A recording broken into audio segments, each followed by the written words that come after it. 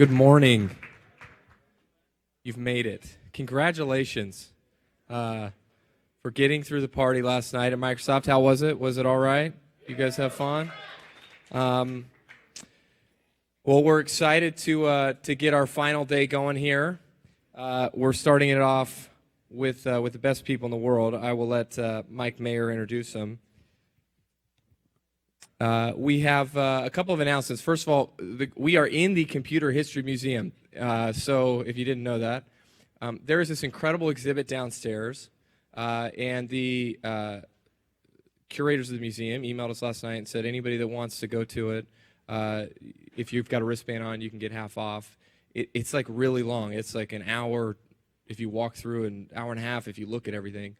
But you could, I think, even just to walk through it, it takes about 15 minutes if you don't stop. So, if you are a geek, tech geek, if you're, interested in that sort of thing, please do it. They just redid it. It's incredible, and we're so grateful for them having us here and hosting us.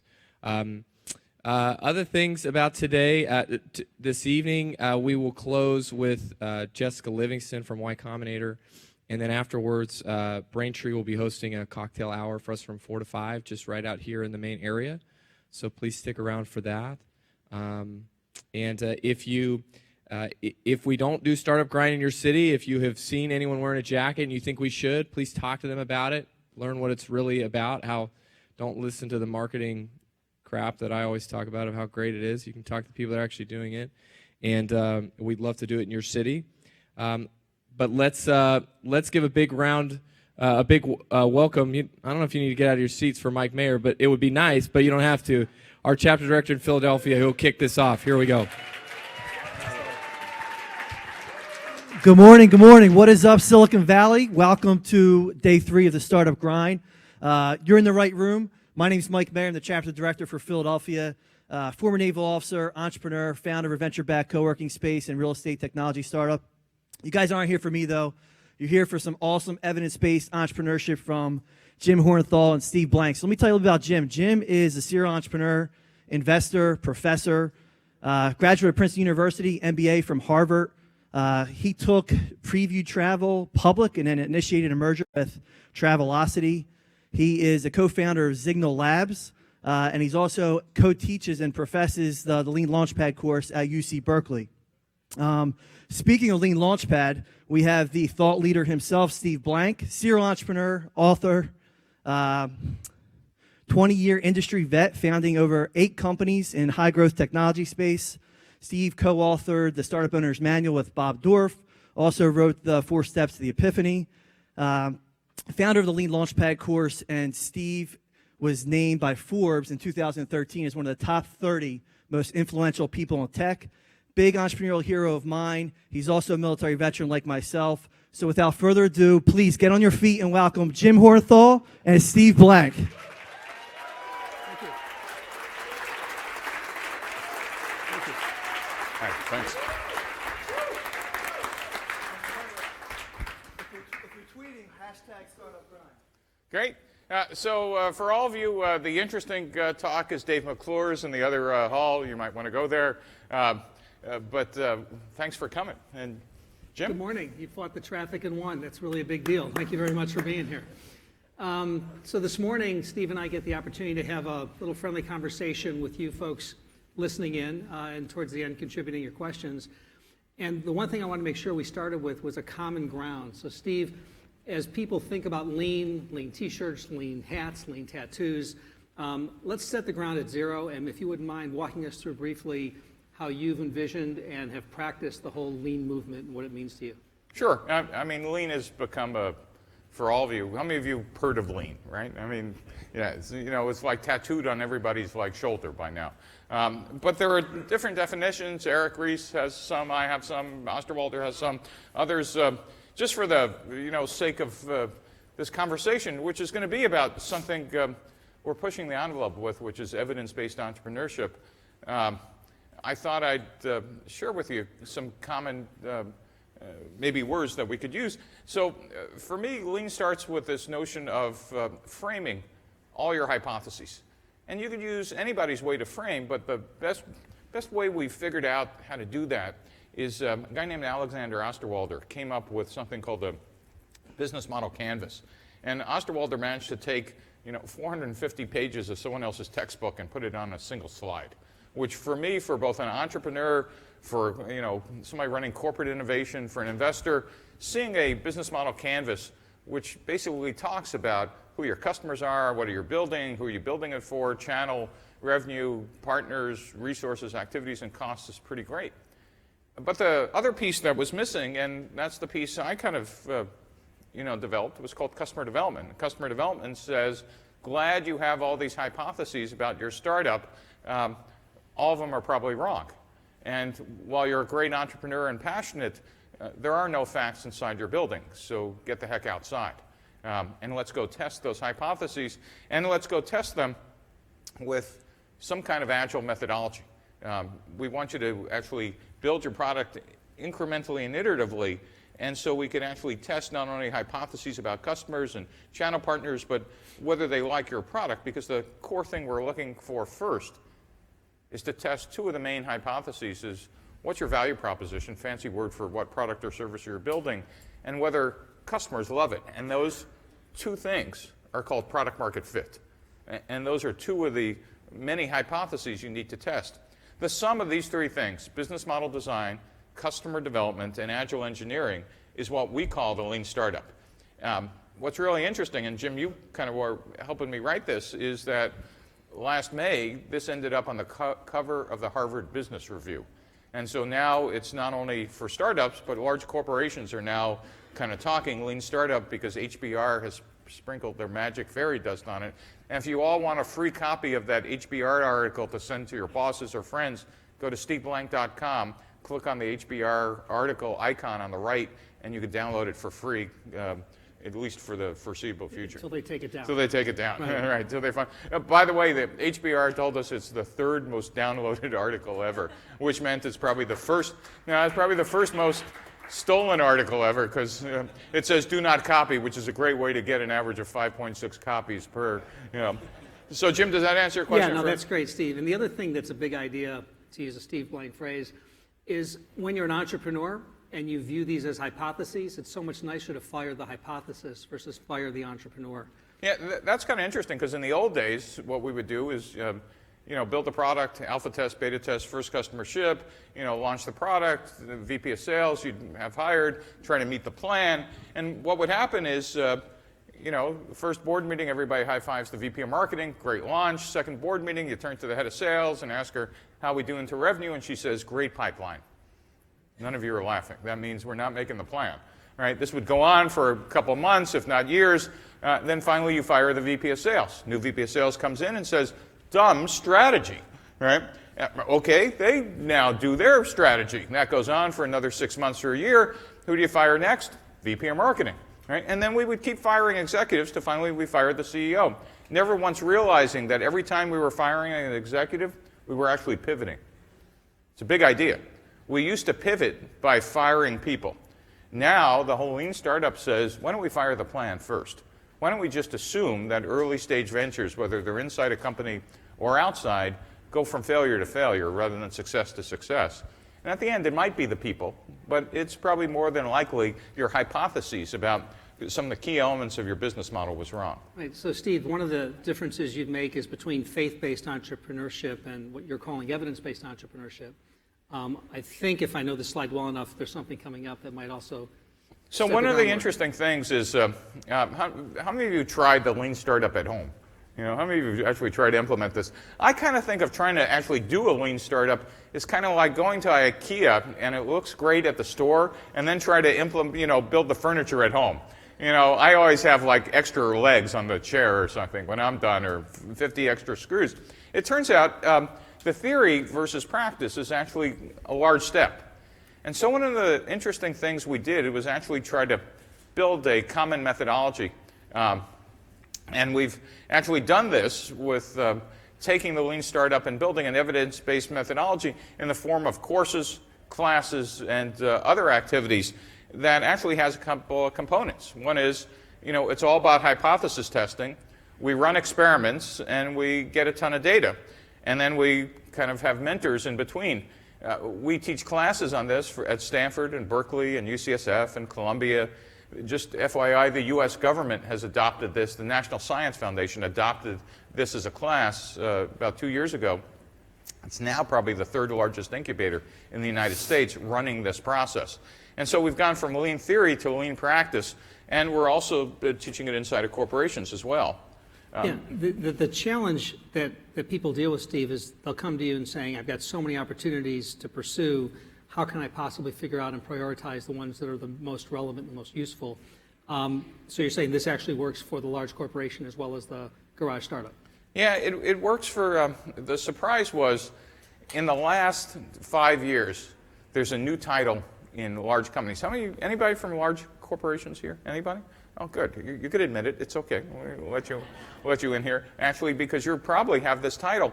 Turns out there's the new title in large corporations the last 5 years, VP of Innovation. Any VPs of innovation or heads of innovation in the group? You will see those in almost every Fortune 1000 company because they're all dealing with continuous disruption. The 21st century for companies around the world is completely different than what it was when Jim and I started, when dinosaurs roamed the earth. When Jack Welch would say you have to be number 1 and 2 in a market, all that's obsolete because you have a large investment in factories in the U.S., great. You think you have a competitive advantage? I'm going to China. Cost me nothing to just replace your $2.5 billion worth of factories. You think pricing was opaque? Now pricing is transparent. You think creating a competitive product is hard? I'll just create an adjacent market.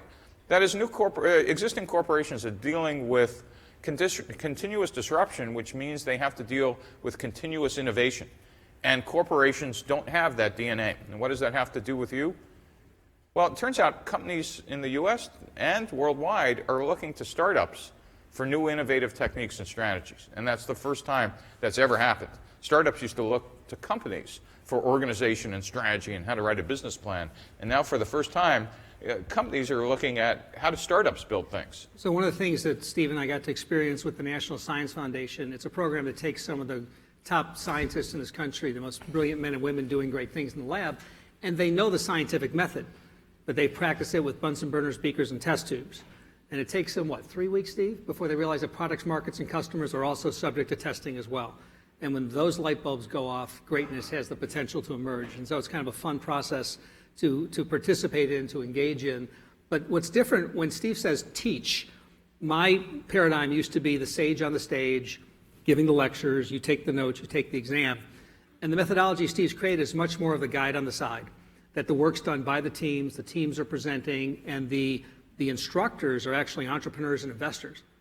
And the goal is to help the teams fail less.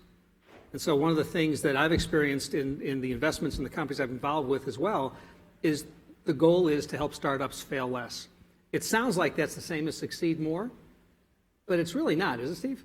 Now, though, what's really interesting about what you just said, Jim, is the throw them into the swimming pool strategy of how we actually teach lean startups. As Jim said, we not only teach it in classes for 22-year-olds with hoodies and flip-flops that I have at Stanford, but the scientists we teach for the National Science Foundation and UCSF, average age there was 52. And the real question was, could you make them move as fast as the 20-year-olds? And the answer is, yeah, almost. You just need a larger cattle prod. But the real idea and how we teach this is that we're not lecturing. We don't lecture almost at all. We give a little lecture. But basically, the teams have to get out of the building every week and talk to 10 to 15 customers a week. And at the end of 10 weeks, they've talked to, and I don't mean survey or phone or whatever, they've seen the pupils dilate of over 100 customers. And what's really interesting is in this process, what we ended up doing is making them, instead of telling us every week about the details, we actually built some software at the request of the National Science Foundation to actually have them write down every interaction they had with a customer. So now we could stand and virtually look over their shoulder and watch all their customer discovery activities without having to stand up, because they only had 8 minutes a week to tell us about their progress. And instead of telling us, well, we called on X and Y and Z, we said, well, why don't you blog it? And first we actually used WordPress, if you remember, and which was great but wasn't designed for this, because we also wanted them to automatically update their business model canvas, and we wanted them to show us the hypothesis they were testing. So we ended up building a piece of software called Launchpad Central that allowed these guys to show us their weekly progress, show us the experiments. Think of it as a giant Kanban board they were running, and then give us kind of some kind of insight about their trajectory and some other metrics.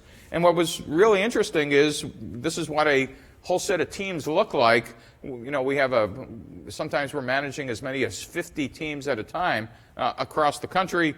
We could track customer interviews. We could track the number of hypotheses they're testing, the number of invalidated hypotheses. We could see their business model canvas change from week to week.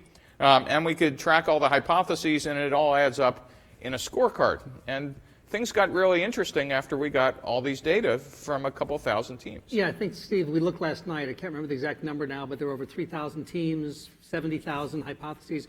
What are some of the big takeaways? Say that again, Jim, because this is a big idea.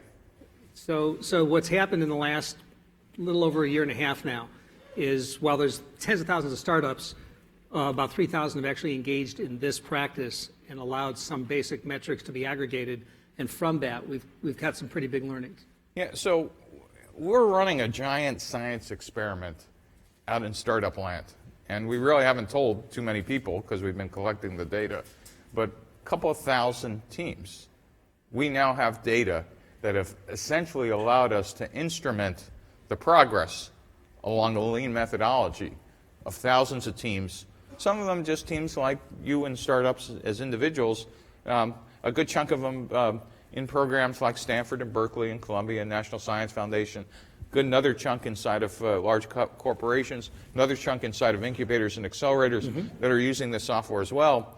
And we realized we might be able to do something with this data, Jim, that no one's ever done before. Right. So we're teasing the next slide, which I think we should show them. So about 30 years ago, NASA ran into an interesting problem. So I'm just going to give you a sidebar, and if anything comes out of this talk, you'll know a story about it. It's the Computer History Museum. Yeah, it's a Computer History Museum. So most of you might know the story about our space program, started in the 1950s, late 50s, trying to get rockets up into space. For the first 20 or 30 years, you know, you could almost set your watch to the number of rockets that would blow up either on the pad or, you know, at staging, or, you know, most of them didn't make it into orbit. But by the 1980s, the rockets were, in fact, getting pretty reliable. But the frustrating part is the spacecraft that went on top of them. Not the things with men in them, but the satellites for data, communications, etc., were really still unreliable. And NASA was kind of struggling of trying to understand this problem. And what they realized is that the spacecraft, unlike the manned missions, were being built by different organizations. JPL, Jet Propulsion Laboratory at Caltech, would be building some that goes to the planets. Goddard in Maryland would be building others. Commercial companies were building their own. And what they realized is that there wasn't even a standard set of definitions for what meant the spacecraft is ready to go into orbit. That is, there was no flight readiness criteria that was common between all these activities. And NASA said, at minimum, we need a common language so we can understand whether is this a breadboard or a prototype, or have we tested in a vacuum chamber, etc. And so they came up with the technology readiness level, which was a formal way to assess project maturity and to quantify relative risks. And it was kind of data-driven, but at the end of the day, when you'll see it, you go, that's it? That's what NASA uses? Not only was it used by NASA, the Department of Defense, all the Department of Defense, started with the Air Force, and then the rest of the military adopted it, the European Space Agency. Bad news is when you're on an airplane, the FAA has adopted it. And so it's being used all over. Our insight, by the way, and oh, by the way, if you look at it, it's like a church bake sale thermometer. And so for each, you know, step, there's a set of like written words that everybody agrees. At level, you know, TRL level 5 means it's been vacuum tested. You know, TRL level 8 or 9 says ready to go into space or has already been there. And the TRL level 1 means, you know, I got it running in my basement.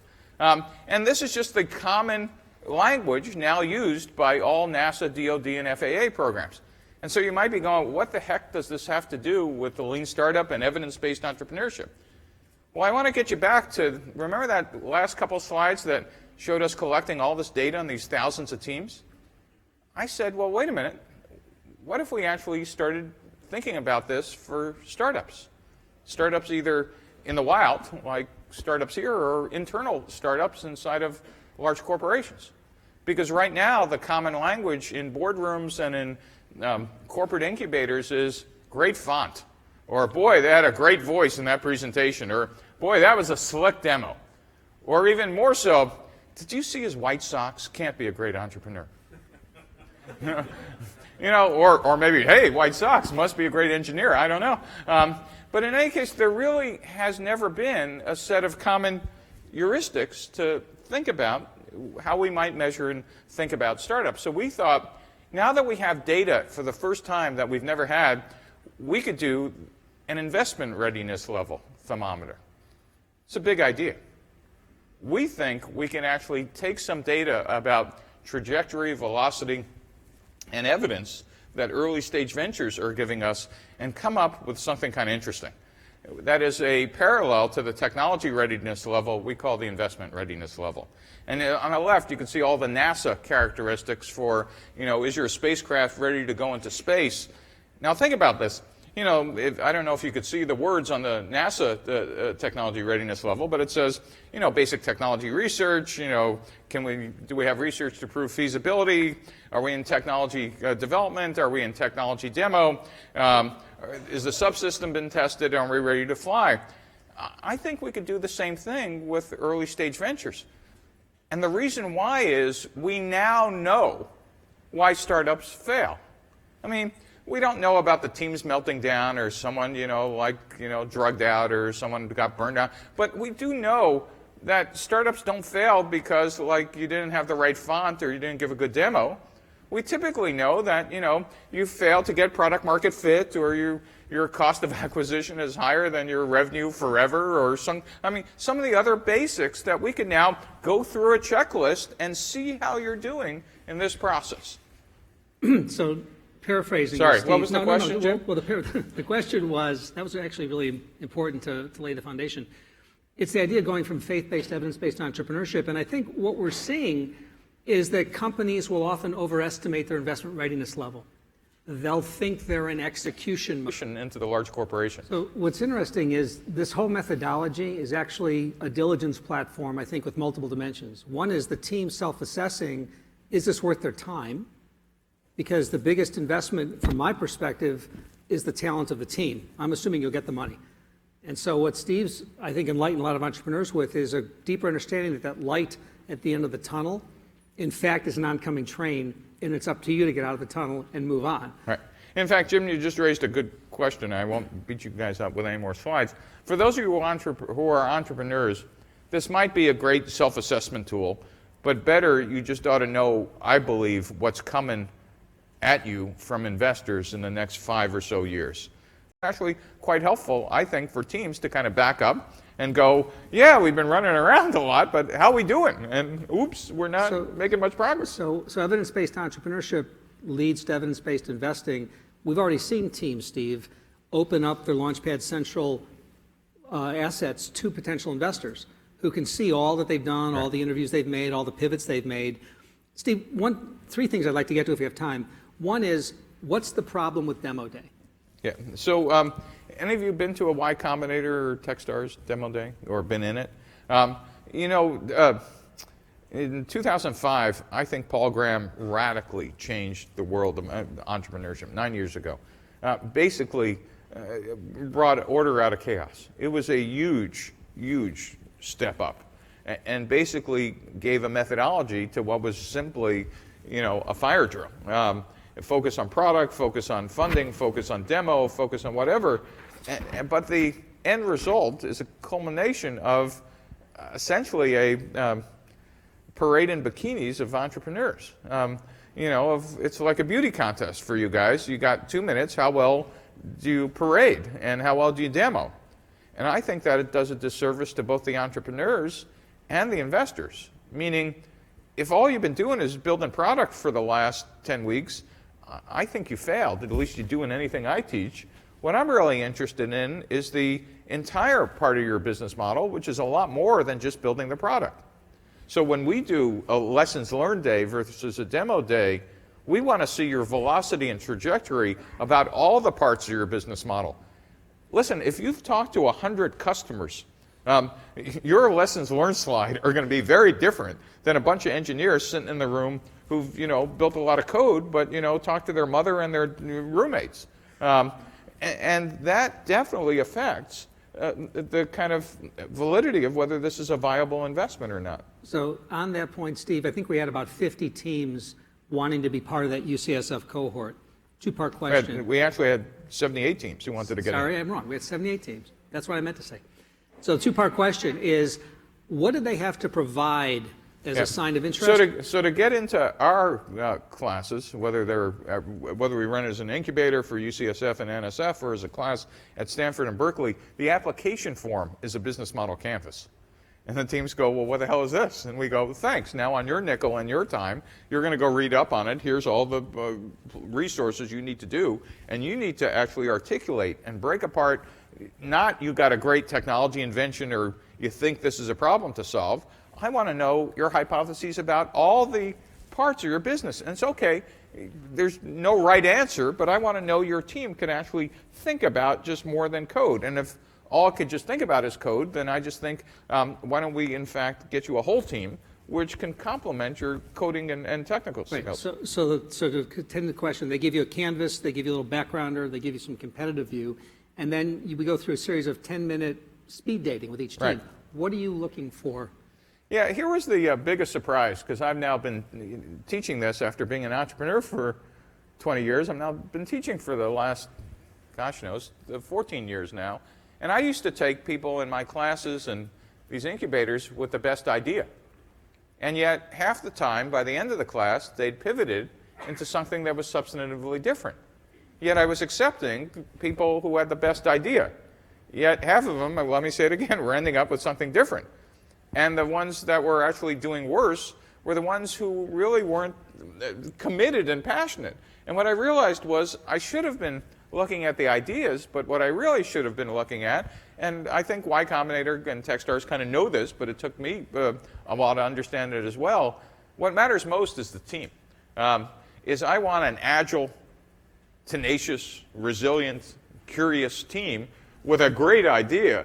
But I'm okay if during that process, Odeo turns into Twitter. Okay, I'll take that. But it happens with a team that actually now has a formal process to kind of validate or invalidate a set of hypotheses. Right. Yeah, I think the way I phrase it is we look for teams with thick skins, because there's a lot of constructive criticism, and round heels, a willingness to change. But see, Jim, how are we doing on time? We have one last thing, I'm going to open up to questions. So what are some of the findings out of the data? You teased the world with data and evidence-based. What are some of the things we've learned from the thousands of teams that have now gone through this process? I'm going to save that for maybe another talk, other than we know how to pick teams. I won't say winners and losers. I think we could tell by week 4, given we've now done some pretty interesting data analytics on those thousands of teams, about a couple of characteristics that make So this is the way we get invited back, is we don't give them that answer. Perfect. Well, because I don't want to bias the game. Right. It turns out we have seen in this data some really interesting characteristics. And when you reverse engineer it, they kind of match up to the things we've known kind of with stories, about agility and anecdotally and whatever. And it's very interesting. The data kind of backs up some of the anecdotes about the characteristics of the teams showing up in hypotheses and tests and pivots, and I just, to be honest, I'm a little stunned that you actually can play Moneyball. And again, there's not enough data to say, and are these turning into black swans, etc. But they are turning into, big idea, back to what Jim said, they are turning into startups that fail less. That is, we think we know how to reduce infant mortality. And that's, across a portfolio, a very interesting set of data. And if I'm an investor, I'd be going, you could do what? And if I'm an individual entrepreneur, I want to be one of those ones who don't fail often. I want to be the ones who succeed more. And I just want to say, this whole process is counterintuitive to a world-class founder. Because what do you want to do? screw all this, I want to build a product. Customers don't like it, I'll add more features. It's All in there. All right, So should we take some questions? So I think so. Is there a startup grind person here that's got a clock for us? You want to?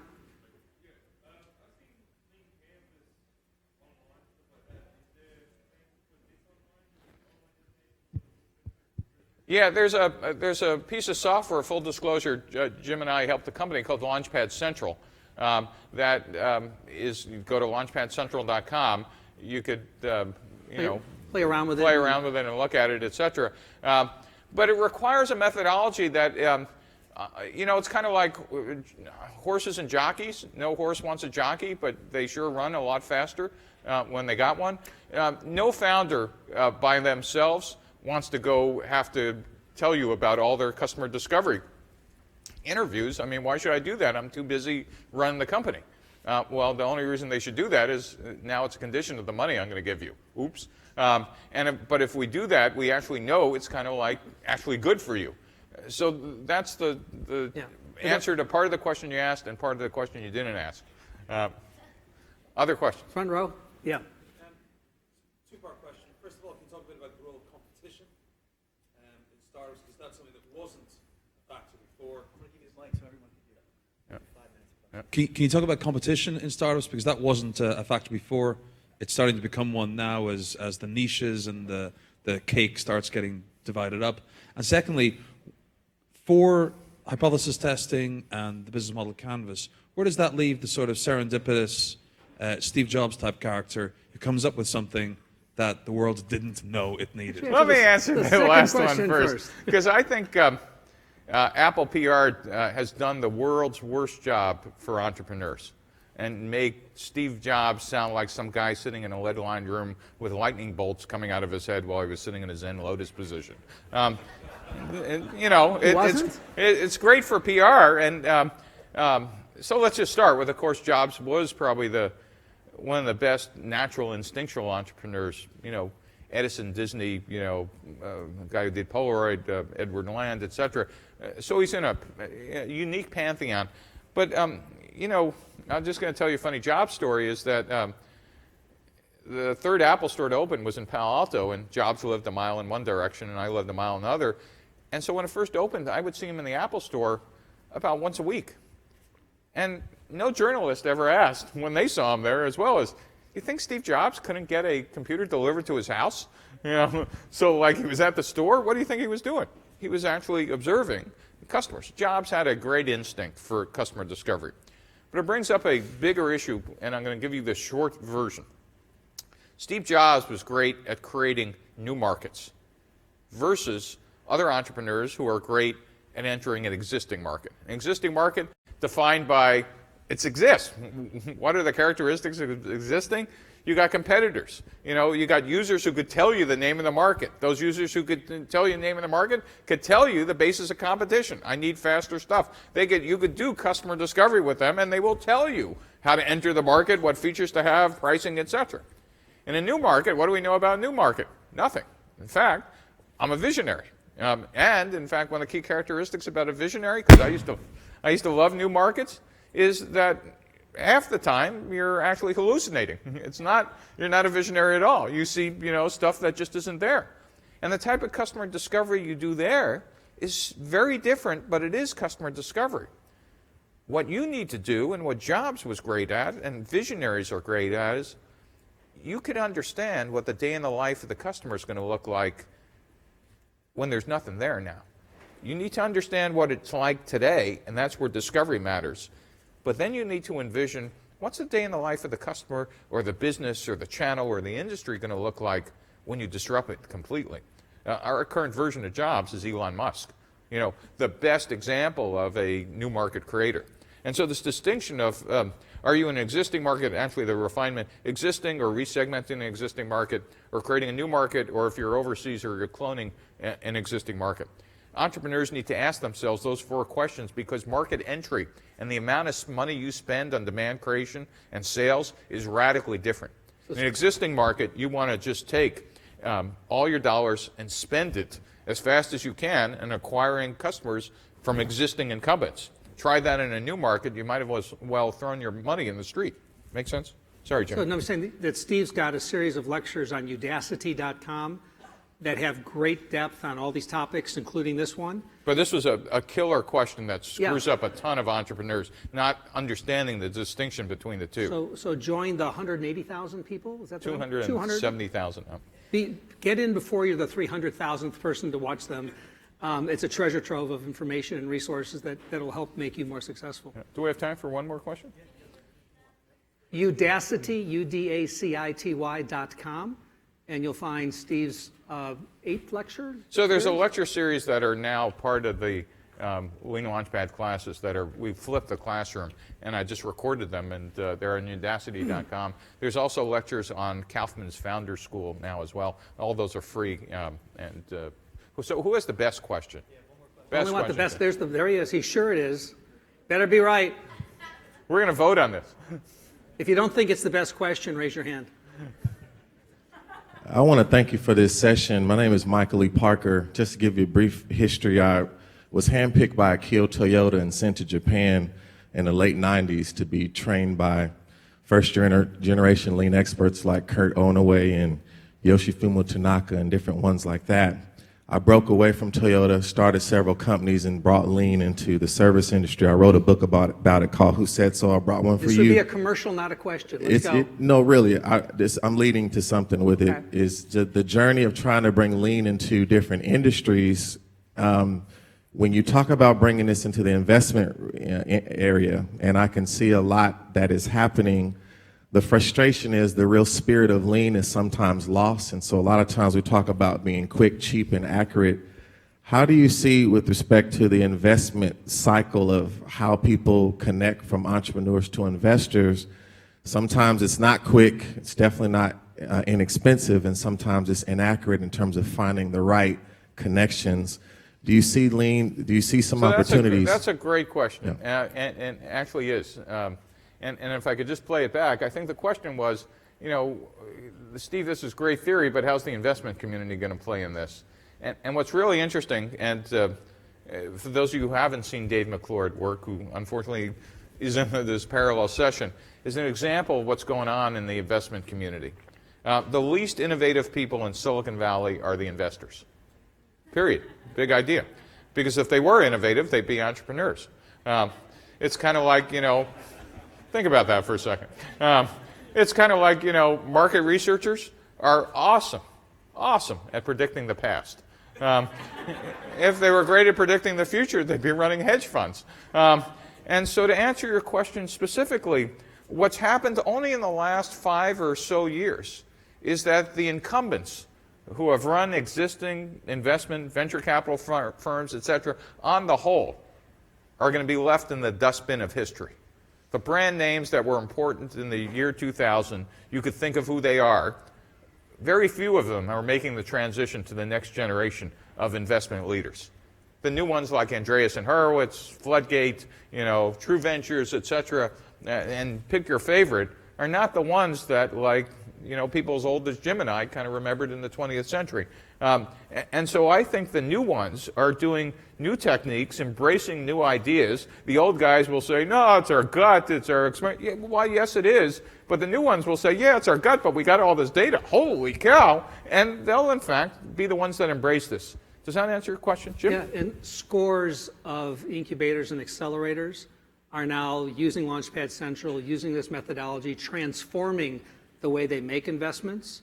They're listed on Launchpad Central's site. And I don't think it's just Launchpad Central. This is not a pitch for a product. Right. So it's whether they start using data now that we now know. This is what we've learned. We've gotten smarter.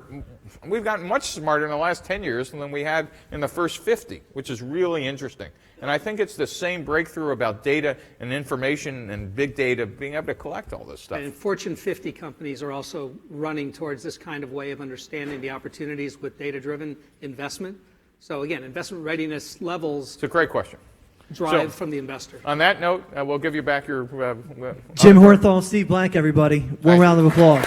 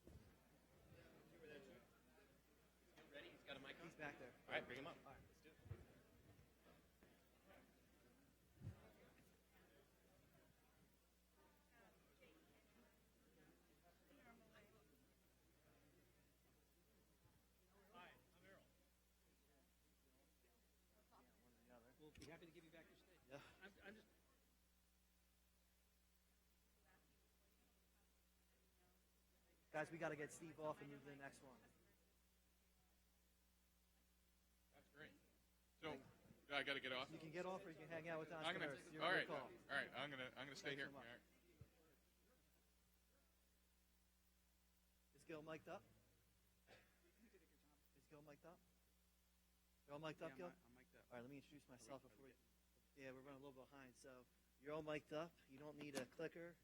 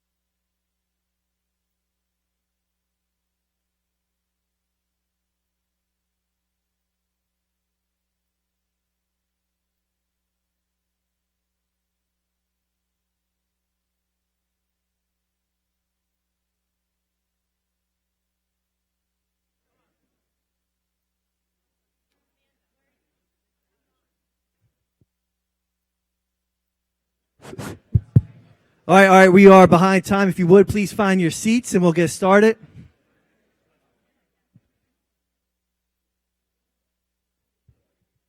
All right, welcome, folks. This is the big data session with Gil Elbaz. Really excited that you guys are all here. If you don't know who Gil is, you probably should. He's a serial entrepreneur. He's an investor and philanthropist. Caltech grad, double major, engineering and applied science, as well as econ. Founded a company called Oingo, which later changed its name to Applied Semantics. And if you don't know Applied Semantics, they sold to Google for $102 million back in 2003. Really sharp guy. Has some slides he's going to share with you today. Really excited to introduce him. Without further ado, let me bring out Gil Elbaz.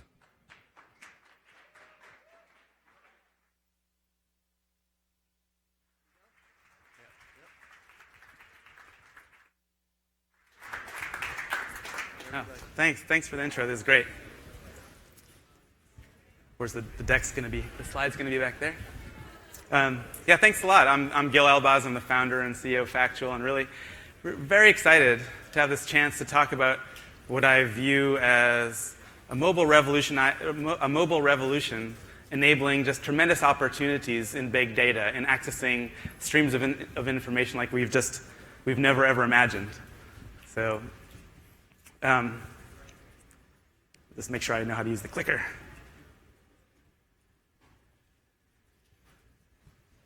Hit that play button first, and then I think you should be good to go here. Well, trying to get the slide up, and the next slide, it's a beautiful slide. I worked on it myself.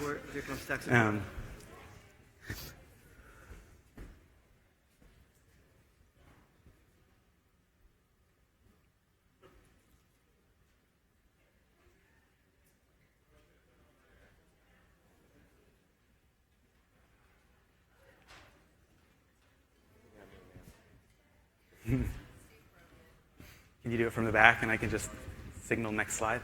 All right, this works now? Right.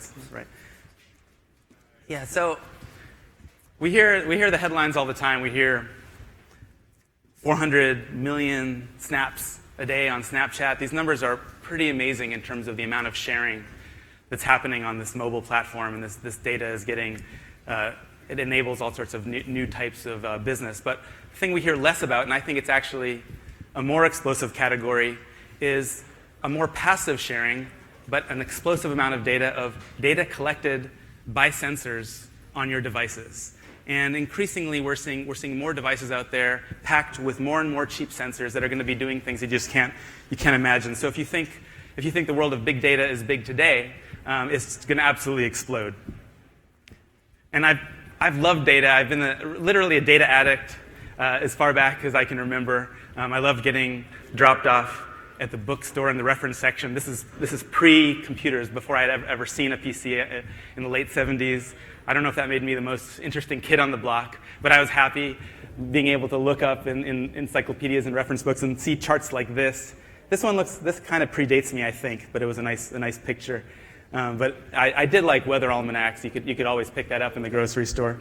So I had to be pretty patient. Eventually, I got the Apple II computer, and I was marveled by what value a spreadsheet brings to you. You can actually sort rows and columns any way you want. It's not pre-printed. So I had to be patient, and you can imagine that today I'm like a kid in a candy store. Cheap storage and cheap bandwidth and open source, incredibly powerful clustered database technology. I feel very lucky to be passionate about something that's now very valued by, and it's appreciated that big data can add value across industry. So I'm very excited. But despite all of that database technology, we're still in the early innings. There's so much value to add onto raw streams of data. Because for all that marvelous database technology, it still doesn't always provide the insight, the actionable information. And to some degree, database technology helps you silo it. It helps you keep it protected as opposed to figuring out how to share and connect and join. So I think the opportunity is massive, and I'm excited. So let me ask, I'm passionate. I'm happy that I'm passionate about something that I love that's in this world of big data. So let me ask, who's working on a startup where you followed the sage advice about working on a problem that you can articulate, a clearly defined problem? Like who falls into that category? So I hope quite a few. That looks good. And out of that set, how many of you would say you lack enthusiasm to solve that problem? Okay, I'm glad. So we're all very passionate. You're passionate about solving a problem, and you're doubly lucky because you can tap in to this world of mobile data. And in my experience, almost any problem that you're working on, you can get benefit from combining the wonders of these streams of information. Now, of course, I don't really believe in luck. I believe you make your own luck. But what I'm talking about are the opportunities across the board. So let's look at mobile a little more deeply. Well, first of all, the number of mobile subscribers, the data I have is it just crossed over. So more subscribers than people on the planet. And not all of these are smartphones, but I think about 2 billion of them are. So increasingly, they're going to be smart and enabled with sensors. And if you include the Internet of Things, there's predictions that there could be 50 billion, nearly 10 times as many within 5 to 8 years, if you include all the different embedded computers that will proliferate and we'll be wearing them and they'll be in our homes, et cetera. Meanwhile, a typical phone in the last 8 years has gone from a fairly dumb phone to a smartphone loaded with sensors, as I've been talking about. This is an area that I'm really excited about. One of the things that I think is very interesting, I've been lucky to be involved with the X Prize Foundation, and they launched the Nokia X Sensing Challenge just to help this along. I mean, this is going to happen anyway, but this is really shining a light on this opportunity to create powerful, cheap sensors and have it change every industry that we know. So they launched the X Challenge last year, trying to get companies around the world to focus on showing proof points of what you can do with sensor technology, whether it's looking at the eye and understanding, looking at the eye or other biometrics and understanding health conditions, or monitoring air, monitoring the physical world. There's just an amazing number of things. Where this is leading up to is the Qualcomm Tricorder Prize, which is really setting the bar just amazingly high. On top of all of the sensor technology, the question is, can a software team, a hardware team, leveraging this technology, can you get a device to reliably diagnose a number of different key ailments, key diseases, as capably as a trained physician? A lot of people think that this is going to totally revolutionize healthcare. in that part of the world where they just don't have access to it. That's going to be marvelous. I mean, also, we all know that in the US, we have a little bit of an explosion of cost problem, and our economy is kind of depending on somebody figuring this out. So I don't know how many people are working on healthcare. Are there people that are interested in data and healthcare, that intersection? So I think it's probably one of the hardest, but probably one of the most important problems, and I think a lot of it will come down to this. 23andMe is an interesting company that is using these advanced technologies and combining it with explicit information people are sharing. And I hope soon, I don't know, but I hope soon that companies like that will also be able to correlate it with all of the sensor data that can be pulled right off of the device. I don't think they're doing that right now.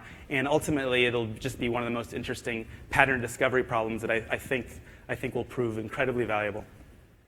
So on top of all the sensors, of course, we're all downloading more mobile apps. We all know that. And last time I checked, every time you upgrade your mobile app, I don't recall ever an app saying, we no longer want this piece of info. We no longer want your contacts list. It's usually we also want. So apps are asking for more information. We're giving it to them. And we're giving it to them because they improve our lives. The apps get smarter. They get more useful. And that is key. I mean, key is the trading user information for value. So of course, you add up all these things, these trends, and it's just an absolute explosion of data. And the data on what percentage of internet traffic is going through mobile clearly follows this idea that it's gone 15x in the last 4 years, and it's going to keep going up. And so there's just this trend is continuing. This brings very specific opportunities that I think are important to keep in mind. So first of all, I've been talking about apps that now can solve industry problems, thinking about it in a different way, thinking mobile first, thinking about what kind of advanced data can I get from my users explicitly or passively through sensors, and to think about how I'm going to do this, and to justify how am I going to explain to the user why I need all of this information, how I'm going to add value, and to also put a lot of effort into making sure that data is kept private. That's also very important. But there's no question that there's huge opportunities for new applications. The more traditional big data opportunity is to help companies that are, they say, drowning in a sea of data. A lot of the startups I know don't look like they're drowning at all. They're thriving in a sea of data. But there are some companies that feel like there's a lot and they need help. And so there are traditional big data companies that do everything from storage and processing and visualization. So there's the more first-party data there is, the more opportunities, of course, there are to help those companies. Finally, another huge opportunity is companies that are third-party data providers, which, by the way, for an app that's collecting all sorts of data from your users, this is just another huge either blessing or curse. So look at all of these companies. Here's just a few that I chose, but all of these companies that say, well, we have additional APIs, we have information, you can use it in order to help the user even further. So again, what differentiates, I think, the new problem solvers, the mobile-first companies that are going to solve problems in new ways from the old guard, the incumbents, is do you look at all of this data as something that's going to overwhelm you, or do you just look at it and see what are all the different combinatorics? What are the possibilities? How can I combine this and this to make the user happier? That's what my company does, Factual. We help people with their first-party data, and we provide third-party data to apps. We focus on location data. We've mapped out the physical world, the places, not the streets, but the places, the points of interest, other information about the activity in the world. What are people doing?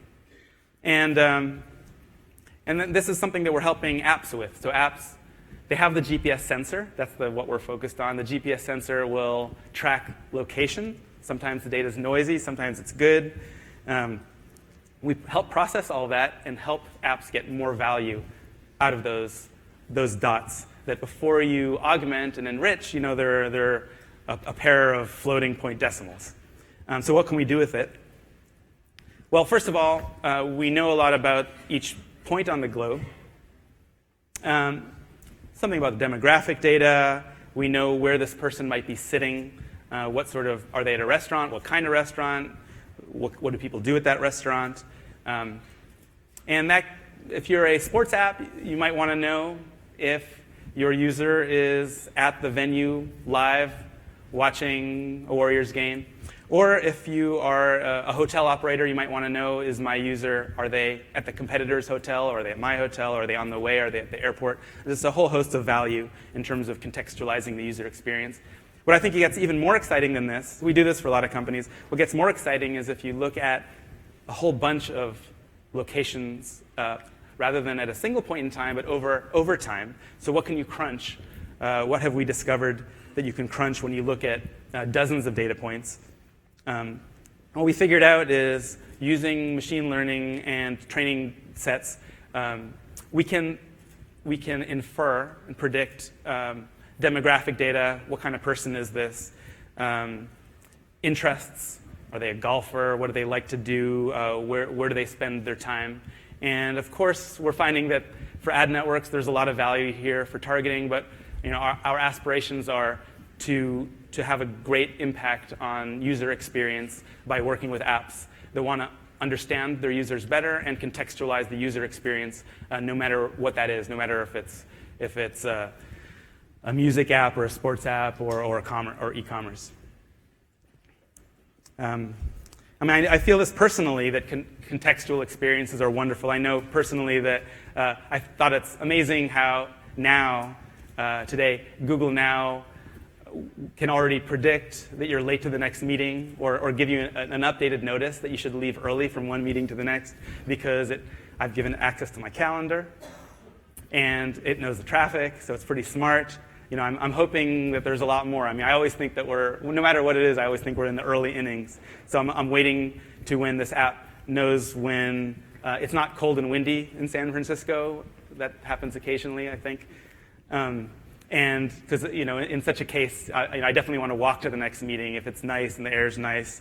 And if it knows that I overdosed at a Brazilian churrascaria the night before, maybe it knows that I'm going to definitely want the vegan restaurant on the way, and so maybe take an alternate path. So again, there's just so many opportunities, and so that's where we sit today. Opportunities.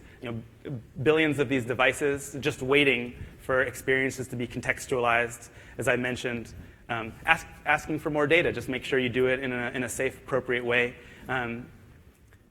Ask us for help. Ask us for help to augment your first-party data, or ask the other many B2B data companies that are out there, and use more and more data. And I think if you look at it that way, every industry that we know is going to look completely different 5 years from now, and we're all going to benefit together from that. So thank you very much.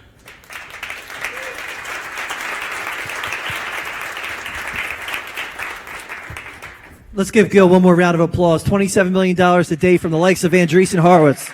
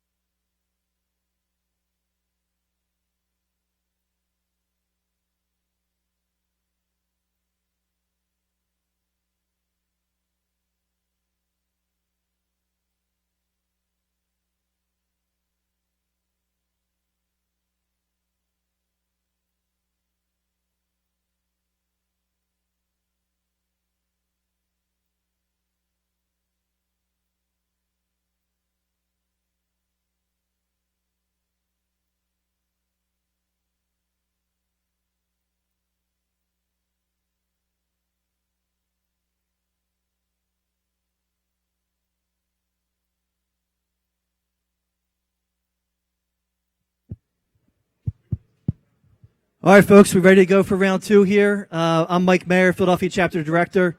Really excited to introduce our next guest, Danae Ringelmann, who's ready for some crowdfunding. Danae is a serial entrepreneur. She is a serious game changer, co-founder of Indiegogo, the world's largest crowdfunding platform. They've raised $56 million to date, including a Series B round they closed last month for $40 million. Danae is a graduate of UC Berkeley MBA and UNC Chapel Hill. Without further ado, please get up on your feet and welcome Danae Ringelmann, co-founder Indiegogo. Thanks. All right. Where we go here? How y'all doing today? Great. I love saying y'all. Brings me back to my North Carolina roots. Though I'm not from there. Can I have a show of hands? I'm kind of blinded by the light right now, but just to get a sense, raise your hand if you're an entrepreneur. Who's here? All right, and raise your hand if you're an investor, VC. All right, a few out there. Okay, good. So whenever you get a room together of entrepreneurs and VCs, there's a very popular topic that constantly comes up, and that's the topic of funding. So can you guys see my presentation? Okay, yeah, here we go. So that's what we're going to talk about. We're actually going to talk about funding, and specifically the future of funding. But kind of have some bad news. Oh, something messed up there. Anyways, what I wanted to show here is some interesting statistics. About over 99% of private companies actually never receive venture financing. I think something like 600 to 800 companies last year received it, but 2 million companies got started. So you might be wondering then, how do I be that 0.4%? So let's talk about it. But the reason why most companies actually don't get venture funding is because they're either not ready or they're not right. Not right being maybe small businesses like a bakery that just wants to open up another store. Not really the investment opportunity for a venture capitalist. Or maybe you're not ready, like this product called the Gravity Light, which I met the inventor behind it. It was this really interesting light where 30 seconds of lifting creates 30 minutes of energy. A totally new and alternative form of light for the developing world. But he couldn't get a venture capitalist to call him back. Why? Because the investor wasn't convinced that there was actually a true market for it. So why are venture capitalists hesitant? Why do they only put money into 0.4% of companies that actually start? Well, the big reason is risk. And specifically two kinds of risk, market risk and execution risk. So market risk is the risk that you actually have a big market, that there's a lot of people out there that actually want the thing you're making. And execution risk is the risk that you and your team can actually figure out a product market fix and get yourself together to actually execute and build the product. It's for this reason, though, that investors actually kind of rest on their laurels a little bit and end up only investing in companies that have proven markets, or companies where you're trying to create a product that's maybe just a cheaper, better, faster version of something else. Or it's why investors have biases towards investing in certain people, whether it's entrepreneurs with proven track records, or certain demographics. As we like to say, entrepreneurs are guys in their 20s that are white and dropped out of college, which clearly I don't believe is the case. So what happens is if you have these biases, and so what happens is you have companies like Indiegogo, which when I was starting the company with my co-founders, we were newbie entrepreneurs. We were trying to actually create a business and create a new market at the same time. We got rejected by 92 venture capitalists before we actually ever received our first money. And so we were part of the 99% for a good 3 or 4 years there, until things changed. So Indiegogo launched, and the reason we launched is we actually wanted to address the 99%. We wanted to help people who were either not right or not ready for venture. We started Indiegogo as a global, now it's the largest global crowdfunding platform in the world. And it helps people who maybe can't get noticed by a venture capitalist or maybe never want to be noticed. So Emmy's Organics is the example of the bakery that I already talked about. This was a story of a young woman. She had started her bakery. She had opened up one storefront, had the opportunity to actually distribute her product into a regional grocery store. The problem is she needed $15,000 to update her packaging in order to do it. And as a young small business that only was running on $10,000 of working capital, she just didn't have the money. She actually got rejected for a loan from a bank because she was too high risk, and instead she turned to Indiegogo, raised the $15,000 by offering macaroons as perks, and was able to actually get her macaroons into the regional grocery store chain because she was able to update her packaging within a couple months, and within 6 months she was distributing her product across 40 states in America. So Indiegogo was able to serve her. And then we also had the gravity light, which is what I told you about, this light that, the VC said, sounds like a great idea, but I have actually no idea if the world wants it. Patrick, the designer, went on Indiegogo, raised the $400,000, and is now producing lights and proving that he does. So Indiegogo clearly is a great option, an alternative funding source for entrepreneurs that are either not right or not ready for venture, which is probably not news to anybody here anymore, and you're probably all sitting here like, okay, tell me something new. But if money was all what Indiegogo was about, then I wouldn't be standing up here, because there's actually a big secret. Crowdfunding is actually not about the money. And let me start with a story. So this is the Misfit Shine. This is an elegant activity tracker that a man by the name of Sunny Vu and his team came up with. He needed $100,000 to get his product into the market and fund the initial production. So he went on Indiegogo and actually was incredibly successful. He ended up raising $846,000, well over his $100,000 goal. But in the process of raising over nearly $900,000 from over 8,000 people, the way he did it is he started to offer different perks throughout the campaign. He actually offered his activity tracker as a perk, and he actually offered different colors, black, silver, and other. And when certain versions sold out, he actually would add the same exact version again at a higher price point and see when people would stop funding it. He also learned in the process that his funders, which are technically his customers, they said they wanted to see different accessories. They specifically wanted to see necklaces and bracelets. And he said, the whole point of me designing this activity tracker was to make it elegant and hidden in your clothes so that no one can see it. So he found himself, or heard himself, kind of fighting with his customers. And so rather than fight with them, he said, well, let's just put it to the test. So in the middle of the campaign, he actually added a perk for a necklace and a bracelet, and overnight they sold out. And so in the process, what he learned is he learned who his customers were. He actually was able to test his pricing and learn the willingness to pay of what people wanted. He actually learned that the silver version of the Shine, people far preferred the black version of the Shine over the silver version, which was shocking to him. They were even willing to pay $50 more for it than the silver. And he also discovered a whole new revenue stream, the accessories, which he in his mind, totally was not an opportunity whatsoever. And so what Indiegogo did is it actually made him smarter faster, in his own words. He was able to identify influencers, people who really supported the idea. He was able to kind of build the brand. The number of press hits he got through the campaign was enormous. You couldn't buy that type of marketing. He tested his pricing, he tested his features, and he raised almost $1 million. Granted, that's non-dilutive capital, so didn't have to give up any equity ownership for it. So essentially what he did is he used Indiegogo to reduce market risk as well as execution risk. The risk that there wasn't a market there, he clearly proved it, and the risk that he didn't know exactly what his customers wanted, and was able to prove that as well. So essentially what Indiegogo is actually doing, because of its ability to actually reduce or mitigate market and execution risks, is it's actually becoming an incubation platform. A great example of this is the Scanadu Scout.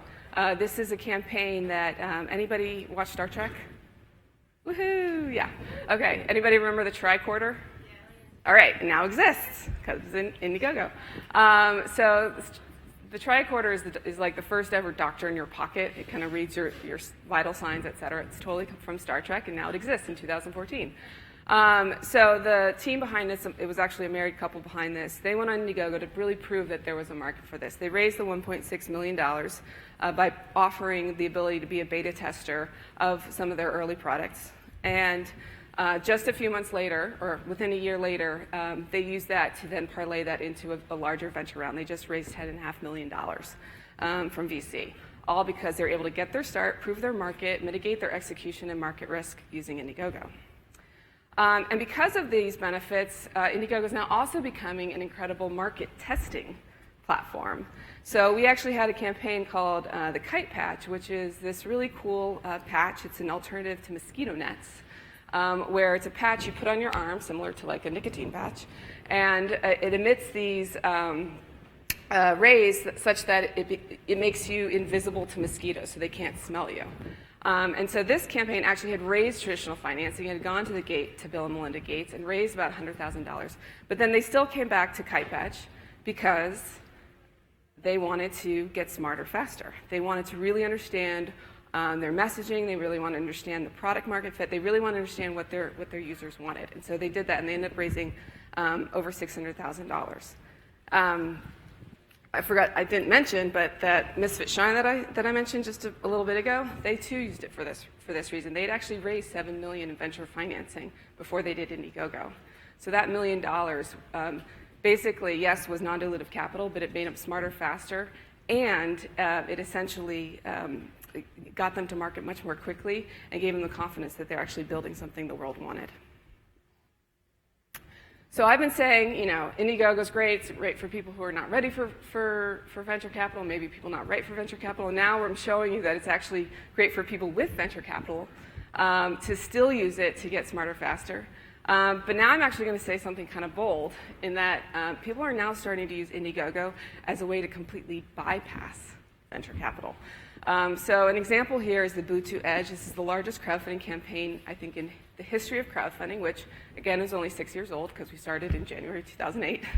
And this was a campaign for this interesting mobile operating system that connects with your devices seamlessly. And the team behind Ubuntu said, let's go see if if we have a market to make our own phone to go with our operating system. And they said, we know to make this work, we need $30 million. And if we can't raise $30 million, that means our market's not big enough for the phone. And so they went on Indiegogo, and they ended up raising about almost $13 million. And so clearly not enough, didn't reach the $30 million. But in the process, they learned a couple things. No, they didn't quite have the big enough market, so they actually saved themselves a lot of time and wasted money taking venture that then would have invested into developing a phone with not a good, sizable market. But in the process, they learned a ton about their customers. And so going forward, no matter what type of device they come out with, they're always going to use Indiegogo as a way to test, to make sure that they're coming out with something that the world wants and their customers actually want. So what's actually happening, or what we're seeing happening, is that there's now a shift happening in this kind of the economy of finance, and that's cash is actually becoming a commodity. Now that crowdfunding is on the scene, it's bringing benefits that other traditional investors can't bring. For example, the crowd is bringing the market validation, the market testing, the pricing info, the feature feedback, all data you can't spend enough to buy. It's bringing that. And so the question is, what are venture capitalists bringing? And I think they're still bringing a ton, but with relationships and expertise and how to truly build companies. But what's happening is the whole system is then getting a little bit more honest. The sources of capital cannot rely on just being valuable because they're a provider of capital. They actually have to add value on top of that. And the importance of that value is only increasing. A good example of this is the Canary security system. So this is a company that it's a home security system, like a smart home security system. And these guys actually had gotten a term sheet from a VC, and they're pretty excited about it. But then they're actually reading the terms, and they're like, "Oh, this is not very good. Oh, this is not very good at all. Like, whoa, why would we take money? Like, pretty much giving up our entire company here." So they said, let's hold back on that and let's turn. And they went to Indiegogo and they ended up raising $1.9 million. And I think the story is like the VCs got so freaked out that they tried to send the money into their bank account before the campaign was over on the original terms. And the guys were like, whoa, stop. But what ended up happening was that they were able to return to the negotiating table and actually completely change all the terms in their favor. And it really made the VCs step up and prove that they can add value as well. Whether it's relationships, expertise, all that good stuff. So the question is, are you worried? Who's the VC out here? I'm not trying to threaten your job security here, I promise. There is a role, and it's actually, I think, even a better role than your role in the past. We'll get to it in a second. But what I'm really trying to say is what Indiegogo is trying to do here is we're trying to completely decentralize finance. Similar to how eBay decentralized commerce or YouTube decentralized video distribution, we're trying to put the power back into the hands of the many to decide what ideas matter, what ideas should be funded, and which ideas should come to life. And when we do that, the whole financial ecosystem is far more efficient and far more fair. So what we're seeing and what we're kind of helping catalyze is similar to what we saw in the cable industry, where we first originally saw, there's 3 pretty much channels, NBC, ABC, and CBS. If you wanted to watch television, 50 years ago, you had 3 options. That's it. Kind of the media content creators had all the control. Then we saw cable move onto the scene, so there's more options. Means the content creators had to compete a little harder to provide good content. And then you saw YouTube come onto the scene, which completely decentralized everything and gave everybody the power to be a content creator. Similar in writing with the New York Times, we had a few providers of news, then blogging came, everybody could provide news, and now Twitter. It's totally democratized information sharing. So that's what we're seeing in finance. With the banks, the VCs, there's few, 80 years ago, there's only a few people who would provide capital. So what happened was capital kind of got bottlenecked, and investors kind of got a bad rap as being gatekeepers, people who say no rather than saying yes. And so what we're trying to move towards is a world where everyone technically is a gatekeeper, but everyone is a purveyor of yes. So everyone is funding whatever matters to them. And so with that, in that world, what we're seeing then is everyone is becoming an influencer. Here you have an example of Engadget, which is an outlet that is now promoting a campaign here, Airtame, which actually won an award at CES, and they raised over $1 million on Indiegogo. They're out of Denmark. What you're seeing is everybody from the New York Times to Engadget to VCs, we're all going to sit next to each other, being the curators of amazing ideas and the curators of amazing campaigns. And we're all going to turn into funders ourselves. Everyone is going to become a bank. So what I like to say is the future of funding is all of us funding the future together. And when that happens, you actually make finance a lot more fair. You level the playing field. The certain demographics or the certain types of companies that maybe weren't getting the attention because of those biases that often VCs have to bring to mitigate execution risk and market risk, that stuff goes away. One of the stat that I'm most proud of, I think, on Indiegogo is that I know here, at least in the States, only 3 to 8% of venture-backed companies have a woman on their executive team. Well, in Indiegogo, 48% of successful funding campaigns are run by women. Yeah. So when you create this level playing field, this open playing field where any idea can rise to the top based on how hard work, hustle, and how much the world actually wants it, you turn the game of investing from a game of a few people trying to guess what the world wants to an exercise of the world actually funding what they want, which then makes everything far more efficient. And the best thing, though, about all of this, though, is really what's going to happen to our whole world is that when everyone's a funder or everyone's a campaign owner, what we're actually going to do is be far more engaged in our life. And we're actually going to shape the world around us in a far more engaged way. And so the ideas that are coming to life are the ones that we actually want, which is a much more efficient system. A little tip. I know most of the people here in the audience are entrepreneurs. I know a lot of this day is going to be about 2 things. What to build and how to build it. Everything from growth hacking to A/B testing to lean startup methodology to all that stuff, all amazing stuff. I use it all in Indiegogo. I was actually in Steve Blank's class when I was starting Indiegogo. Super valuable. But the one thing I found in kind of trying to start a company is that I didn't hear the following a lot, and I wish I had, and I'm glad we ended up doing it. But my advice to all of you is make sure you pay attention to the what and the how. That's very important. But don't forget to ask yourself the question, why? Why are you doing this? When my co-founders and I decided to start Indiegogo, we had this vision to completely democratize finance and decentralize it. and literally empower everybody to fund what matters to them, whatever that is, whoever you are, wherever you are, however you like to fund it.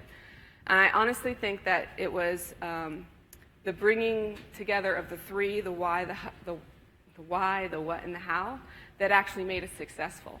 And why we raised $40 million last week from very established, well-regarded venture capitalists who I adore, because they do bring a ton of expertise and relationships and guidance. Already they're making an impact. But I just want to leave you with this thought. One thing that John Doerr told us before he invested in us was something that has still stuck with me and what I hope will stick with you. He, you all know, is a legendary investor.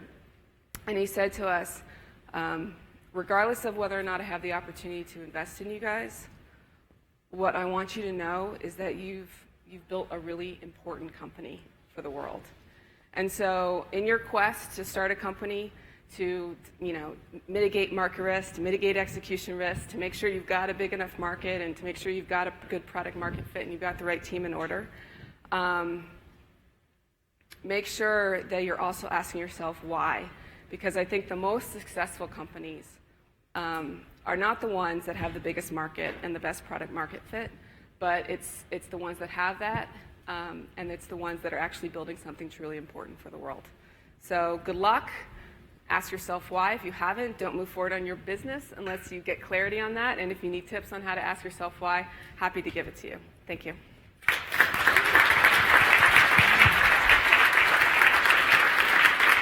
By the way, Fast Company recently named Danae one of the most influential women in tech. So one more round of applause for Danae, co-founder of Indiegogo. Thank you.